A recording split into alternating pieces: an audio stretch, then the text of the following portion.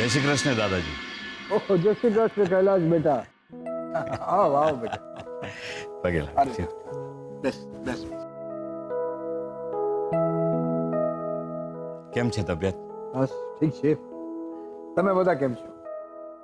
મજામાં છે. લગ્નની તૈયારીઓ ચાલી રહી છે.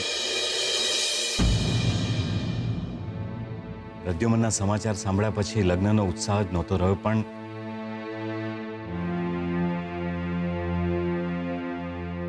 પ્રસંગ છે, પાર પાડવાનો છે.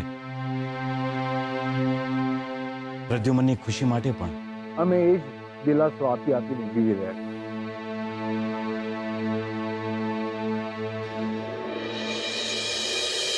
તો તેના નસીબમાં બીજ વર્ષ બીજ વર્ષ બીજ વર્ષ બીજ વર્ષ બીજ વર્ષ બીજી વાર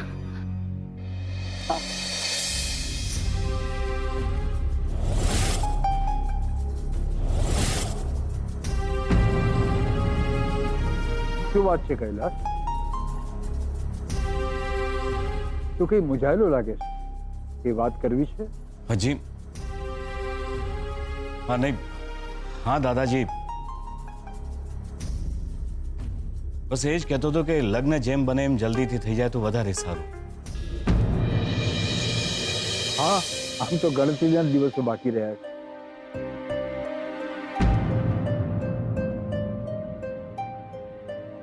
શાસ્ત્રીજીએ ત્રીજી તારીખ પણ કાઢી આપે છે અને હવે તો શોધન પણ આવી જશે.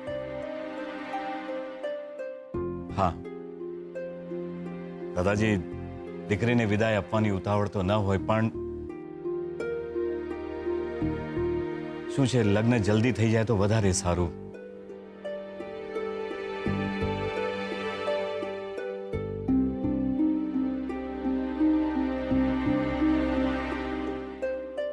દાદાજી, કલ્પનાનું બોલેલું ખોટું નહીં લગાડતા.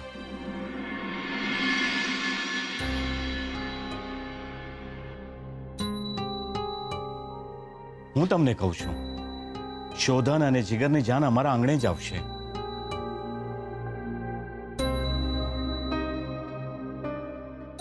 લક્ષ્મીનું કન્યાદાન તમે કરજો, જાનને વિદાય અમે આપીશું.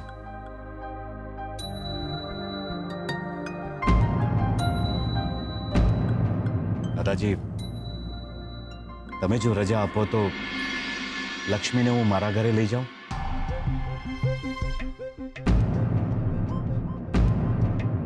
શું છે, એના પણ લગ્ન છે, એના લગ્નની તૈયારીઓ કરવાની છે, ખરીદી કરવાની છે, અને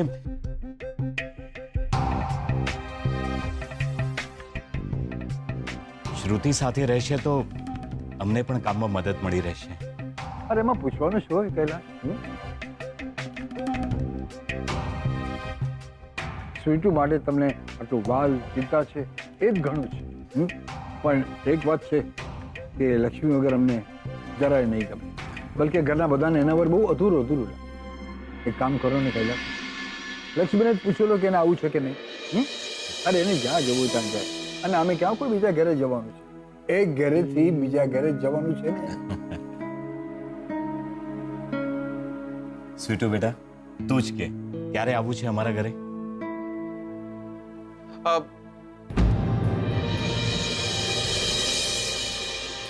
એ શ્રુતિ ભાભી આવી જાય એટલે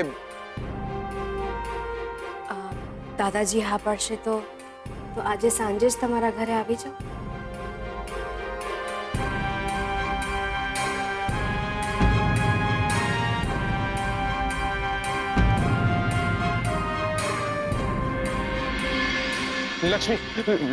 લક્ષ્મી મારી વાત સાંભળો પ્લીઝ. મહેરબાની કરીને તમે જાઓ અહીંયા. લક્ષ્મી પ્લીઝ એકવાર મારી વાત સાંભળી લો, પછી કોઈ દાડો મારું મોઢું નહીં બતાવું તમને. તો સમજી લો એ દિવસ આજે આવી ગયો. જાઓ તમે અહીંયાથી. નહીં લક્ષ્મી પ્લીઝ એકવાર મારી વાત સાંભળી લો પ્લીઝ. જાઓ કહ્યું ને મેં તમને.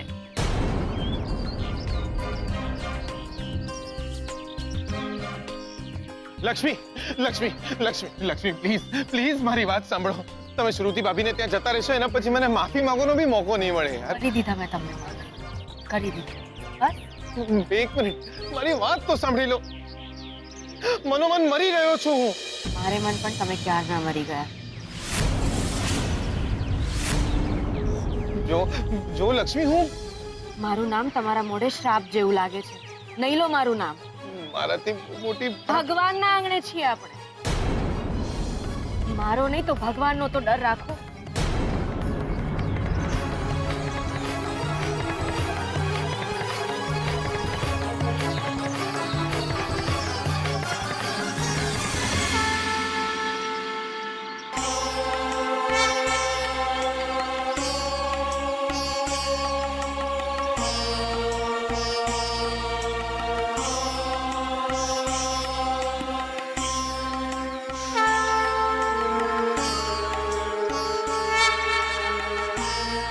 અરે જીગલા જીગલા, તું અહીંયા છે દ્યોર. હું તને ક્યારનો શોધું છું. કાકા, આપણે પછી વાત કરશું પ્લીઝ. અરે જીગલા, જે બન્યું એ ભૂલી જા. અરે હું તારા ભલા માટે કહું છું. અરે હમણાં ઇમોશનલ થવાય એમ નથી. કાકા પ્લીઝ, કીધું ને તમને, પછી વાત કરશું. અરે જીગલા, મારા ઉપર ગુસ્સે ન થા. તને જો એમ લાગતું હોય ને કે તે લક્ષ્મીની ચોરી છુપીથી એને મૂરખ બનાવીને એની સહી લીધી છે એ ખોટું છે, તો આપણી પાસે પ્લાન બી રેડી જ છે બોસ. તું એ પ્રમાણે લગ્ન કરી લેજે. અને જીગલા, આપણી વચ્ચે નક્કી થયું હતું કે તું લક્ષ્મીને એમ કહેશે કે તું લગ્ન નથી કરવાનો, પણ લગ્નના દાડે તું એનો હાથ પકડીને ચોરીમાં બેસી જઈશ. અરે એ પ્રમાણે લગ્ન કરી લે. તને પરણવાથી જ મતલબ છે ને.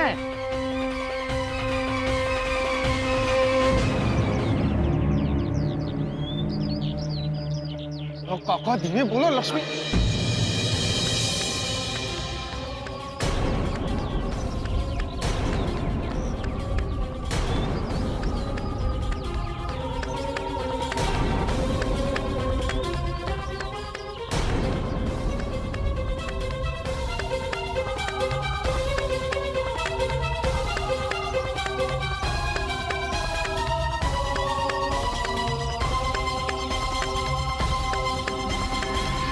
સરસ. બસ આજ સાંભળવાનું બાકી હતું ને? એનો મતલબ એ થયો કે તમારા મનમાં પાપ આજનું નથી. માટીના મનખા કોનારે હાથે તું ઘડાયો. આપણા શરીરમાં જ્યાં સુધી આત્મા હોય છે ત્યાં જ સુધી આપણે માણસ. આત્મા વિના આપણું શરીર માટી. આજે તમે મારા જેવા નહીં, માટીના લાગ્યા.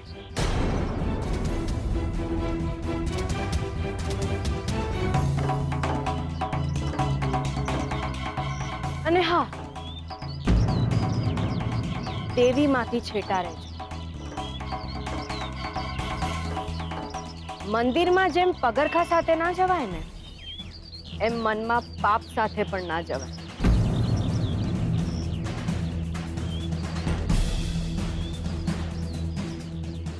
છેટા રહેજો દેવી.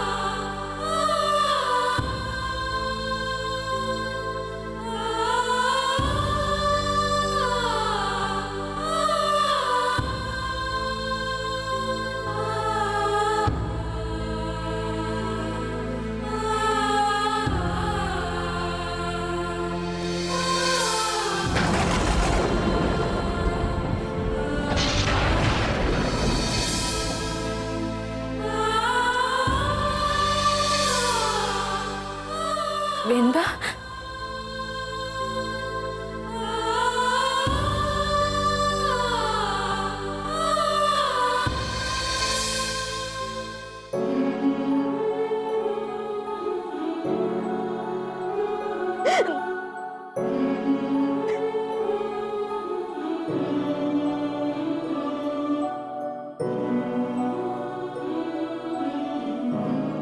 લક્ષ્મી બેટા, તું શ્રુતિના ઘરે જાય છે? હા બેન, પણ આમ અચાનક કેમ? અરે શું થયું? કેમ રડે છે? જીગર સાથે કઈ થયું? અરે નાના બેનબા, એ તો બહુ જ સારા માણસ છે. બસ મારાથી એ નહીં રહેવાય હવે. અને એમ પણ હું કામવાળી તો શ્રુતિબેનના ઘરની ને. મારાથી બહુ દિવસ અહીંયા ના રહેવાય. આ શું બોલે છે તું? હા, કોણ કામવાળી? તને કોણ ગણે છે અહીંયા? કઈ નહીં બેનબા, હું તમને નહીં કઈ કહી શકું. મને અહીંયાથી જવા દો. હું અહીંયા નથી રહેવા માંગતી. અરે લક્ષ્મી બેટા, લગ્નને હજુ ઘણા દિવસ બાકી છે અને એકવાર લગ્ન થઈ ગયા ને બેનબા, બસ પછી. લક્ષ્મી, બેનબા જવા દો મને. હું તમને કંઈ જ નહીં કહી શકું. લક્ષ્મી બેટા, મને તારા માટે વાલ છે તો સ્વાર્થ પણ છે. માં છું, સ્વાર્થી હોઈ શકું મારા દીકરા માટે. અરવા ઘરમાં રહેવું બહુ જરૂરી છે, શોધનની સલામતી માટે. સલામત તો એ છે બેનબા. મારું મંગળસૂત્ર પણ એમની પાસે હશે તો એ સલામત રહેશે બેનબા. અને શ્રુતિબેન લઈને જ ગયા છે મારું મંગળસૂત્ર એમની પાસે.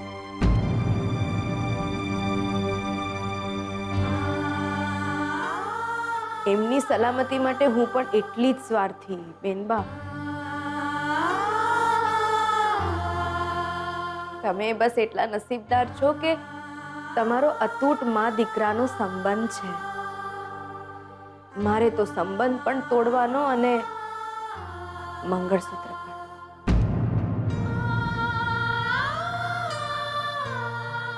તમારું ધ્યાન રાખજો બેનબા.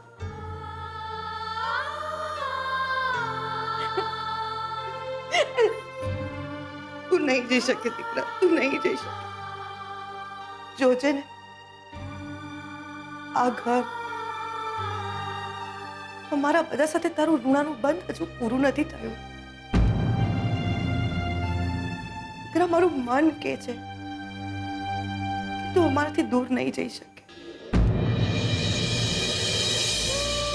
નહીં જઈ શકે. બેનબા,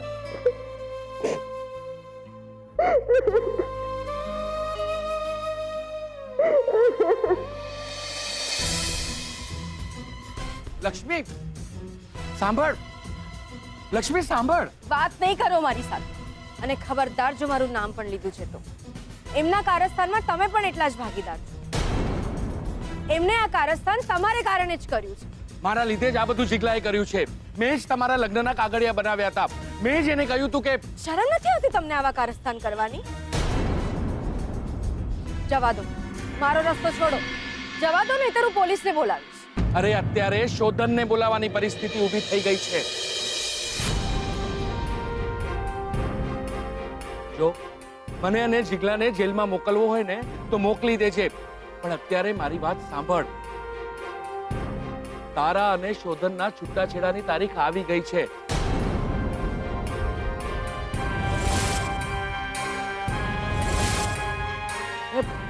અને કાલે તમારે બંનેવે કોર્ટમાં હાજર રહેવું પડશે.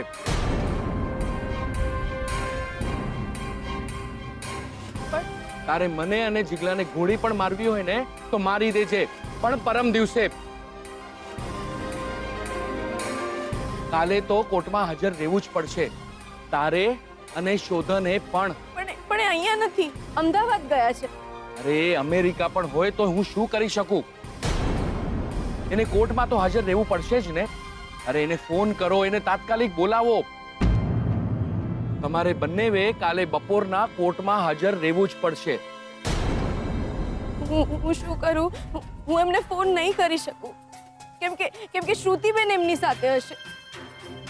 હે દેવી માં, હું શું કરું? સાચું કહું, મારી વાત માન. જીગલાની મદદ લે. એ મારે મન મરી ગયા છે. તો એ ભૂત થયો છે એમ માનીને મદદ લે, પણ મદદ લે.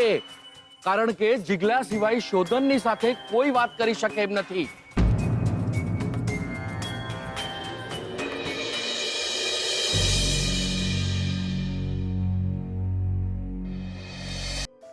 અરે જીગલા, શું થયું?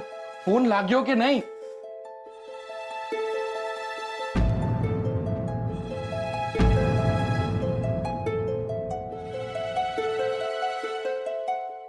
ફોન નહીં લાગી રહ્યો શોધનનો. હે દેવી માં, હવે શું થશે? જીગલા, પાછો ફોન ટ્રાય કર. ટ્રાય કરતો રે પ્લીઝ.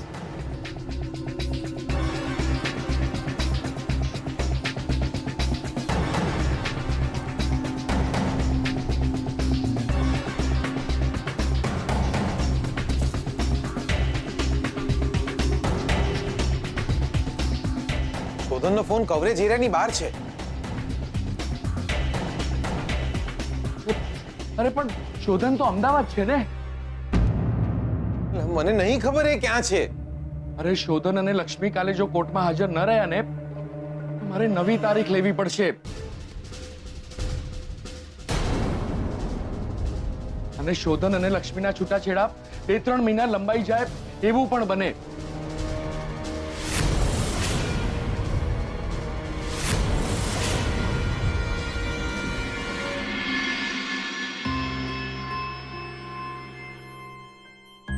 શોધન એનો ફોન નહીં લાગી રહ્યો. શ્રુતિબેનને પ્રયત્ન કરો. હા, શ્રુતિ ભાભી જોડે જ વાત કરું છું.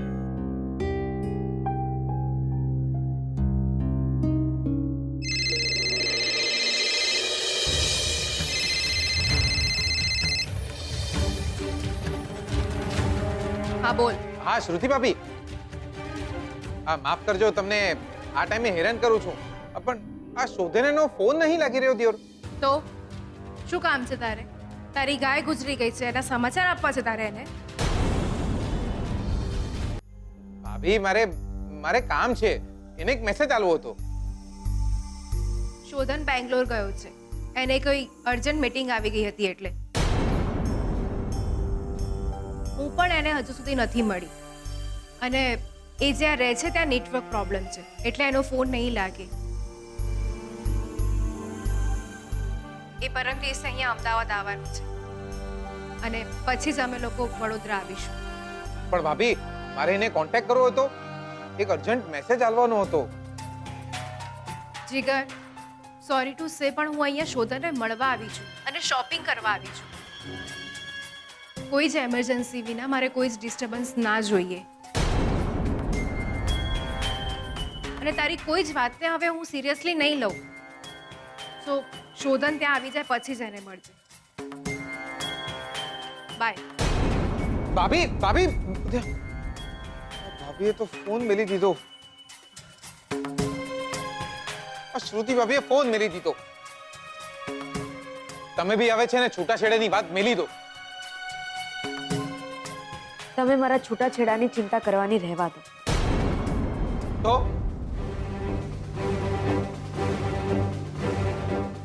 તમારા કંસમાં આવવાના છે તમારી ચિંતા કરવા માટે? મારા પર બહુ દાંત ચડી છે ને. એક કામ કરો, ખંચરી નાખો મને દ્યો. કોરા કાગળિયા પર મારો બી અંગૂઠો પાડી દો. જે છે ને આ જીગલો છે તમારી લાઈફમાં દ્યો.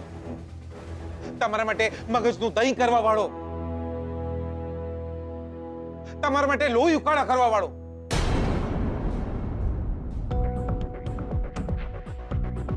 એટલે ઉઠાઈને નીકળી પડ્યા હતા દિયોર શ્રુતિ ભાભીના ઘરે જવા. આ તો સારું થયું કે વકીલ કાકા તમને રસ્તામાં મળી ગયા અને હું તમને પાછો ઘરમાં લઈ આવ્યો. તો શું થાત? તમે શ્રુતિ ભાભીના ઘરેથી કોર્ટમાં જવાના હતા દિયોર?